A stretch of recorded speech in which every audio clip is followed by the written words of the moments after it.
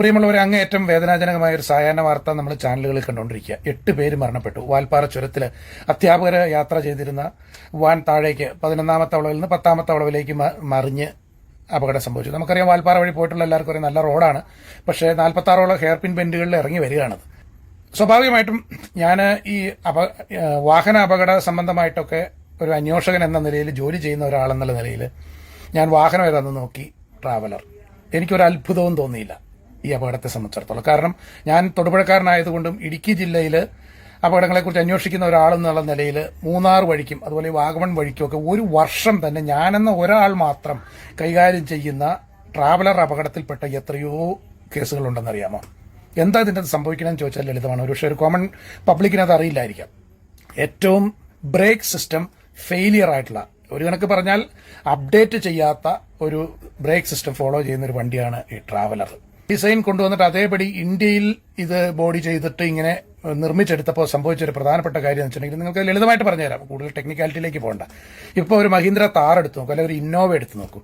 അതിന്റെ break drum എന്ന് വെച്ചാൽ ബ്രേക്കിന്റെ ലൈനർ പിടിക്കുന്ന ആ പോർഷൻ, അതിന്റെ ഏറെക്കുറെ വലിപ്പമേ 2.5 ടണ്ണാണ് ഒരു ഇന്നോവയുടെയും സ്കോർപ്പിയോയുടെ ഒക്കെ ഗ്രോസ് വെയിറ്റ് അപ്രോക്സിമേറ്റ് മാക്സിമം എങ്കിൽ 5 ടണ്ണ് വരേക്കും കപ്പാസിറ്റി ഉള്ള തരത്തിൽ ഡിസൈൻ ചെയ്ത ഈ വണ്ടിയുടെ ബ്രേക്ക് ഡ്രമ്മിന് അതിന്റെ വലിപ്പമേ ഏറെക്കുറെ ഉള്ളൂ എന്ന് മനസ്സിലാക്കുക. അപ്പൊ ബ്രേക്ക് ചെയ്യുമ്പോൾ എന്ത് സംഭവിക്കും വെച്ചാൽ ഈ ലൈനർ ഉരുകിയിട്ട് ഒരുമാതിരി ഗ്രീസ് പോലെയായി പോകും. പ്രോപ്പർ ഫസ്റ്റോ സെക്കൻഡോ ഗിയർ ഇട്ട് ഇറങ്ങി വരാത്ത ഒരാളെ സംബന്ധിച്ചിടത്തോളം ബ്രേക്ക് കിട്ടുകയില്ല. ഗ്രീസ് ഇട്ട മാതിരിയാണ്, അടുത്ത ഈട്ടേ കയറും അല്ലെങ്കിൽ താഴോട്ട് പോകും. ഇതാണ് സംഭവിക്കുന്നത്. 99% ട്രാവലറിന്റെ അപകടങ്ങളിൽ സംഭവിക്കുന്ന, ഹൈ റേഞ്ചിൽ സംഭവിക്കുന്നത് അങ്ങനെയാണ്. ഇപ്പം ഞാൻ തൊടുപുഴ ആയതുകൊണ്ട് തൊടുപുഴ തന്നെ ലീഡിംഗ് ആയിട്ടുള്ള ട്രാവലർ ഓപ്പറേറ്റേഴ്സ് ഇവിടെ നിന്ന് കാഞ്ഞാറിന്ന് പുള്ളിക്കാനം വഴിക്ക് അവർ ഓട്ടം എടുക്കത്തില്ല.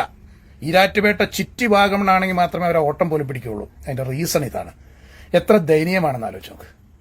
പിന്നെ മറ്റൊരു പ്രധാനപ്പെട്ട കാര്യം എന്ന് പറഞ്ഞാൽ, ഈ ലൈനർ ഡ്രമ്മിൽ ചൂടാകുമ്പോൾ പുറത്തുനിന്നുള്ള എയർ ഫ്ലോയിലാണ് സ്വാഭാവികമായിട്ട് അത് തണുക്കേണ്ടത്. അത്തരത്തിൽ ക്രമീകൃതമാണ് ഈ മറ്റു വണ്ടികളുടെയൊക്കെ. പക്ഷെ ഇതൊരു യൂറോപ്യൻ രീതിയിൽ അവിടുത്തെ തണുത്ത കാലാവസ്ഥയിൽ ഓടാനുള്ള വണ്ടിയുണ്ട്. അത്തരത്തിലുള്ള എയർ ഫ്ലോയിൽ ഇത് റേഡിയേറ്റ് ചെയ്യാനുള്ള സംവിധാനവും ഇതിന്റെ ബ്രേക്ക് സിസ്റ്റത്തിന് കുറവുണ്ട്. അതുകൊണ്ടാണ് ഇതങ്ങ് ഉരുകി പോകുന്നത്.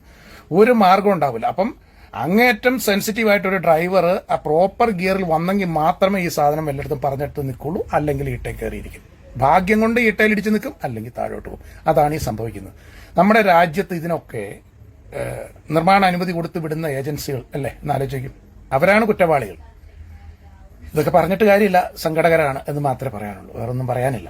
ഇത്തരത്തിൽ ഹൈ റേഞ്ചുകളിൽ ഇപ്പോൾ ഒരു വയനാടൻ ചുരം ഇറങ്ങി വരുമ്പോഴാണ്, ഇടുക്കിയിൽ നിന്നാണെങ്കിലും ഒക്കെ ഇറങ്ങി വരുമ്പോൾ ഏറ്റവും അപകടത്തിൽ ബ്രേക്ക് നഷ്ടപ്പെട്ടു, നിയന്ത്രണം നഷ്ടപ്പെട്ടു എന്ന ആ ഒരു ലേബലിൽ പറയുന്ന അപകടങ്ങളിൽ ട്രാവലറിന് സംഭവിക്കുന്നതിന്റെ കാരണം ഇതാണ്. ഞാനിപ്പോൾ ആ കമ്പനീനെ കുറ്റം പറഞ്ഞത് അവർക്ക് മോശപ്പെടുത്തതൊന്നുമല്ല, പക്ഷെ ഇത് റിയാലിറ്റിയാണ്, അത് അവർക്കും അറിയാം. ഇത് ഓടിക്കുന്ന പരിചിതരായ ഡ്രൈവേഴ്സിന് ഈ 2 മാസത്തിനുള്ളിൽ കാഞ്ഞാറ് ഞാൻ പുള്ളിക്കാനത്തിന് പോകുമ്പോൾ അതിലിറങ്ങി വന്ന തമിഴ്നാട് വണ്ടിയുടെ ട്രാവലർ ഈട്ടയിലിടിച്ച് കയറി ആൾക്കാരെല്ലാം റോട്ടിലവിടെ കുത്തിയിരിക്കുമ്പോൾ പരിക്കൊന്നും പറ്റിയില്ല. ഭാഗ്യത്തിന് അവർക്ക് അവിടെ ഇടിച്ചതിന് നിർത്താൻ പറ്റി.